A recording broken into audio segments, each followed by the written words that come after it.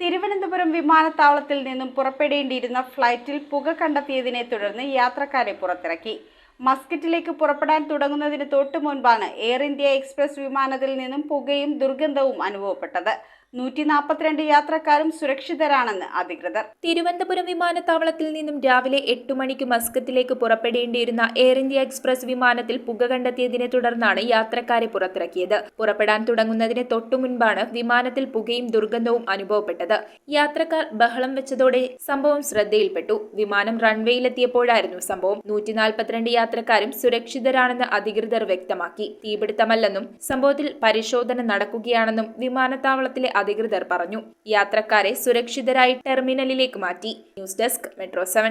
റിങ്ങുകൾ 1 ഗ്രാമിൽ തുടങ്ങുന്ന മാലകൾ, നെക്ലസുകൾ 9,000 രൂപ മുതൽ ഡയമണ്ട് നെക്ലസുകൾ 1 ലക്ഷം മുതൽ ആരംഭിക്കുന്ന വെഡിംഗ് സെറ്റുകൾ. കൂടാതെ നിങ്ങളുടെ പഴയ സ്വർണത്തിന് ഏറ്റവും ഉയർന്ന മൂല്യവും മഹാരാജ ഗോൾഡ് ആൻഡ് ഡയമണ്ട്സ്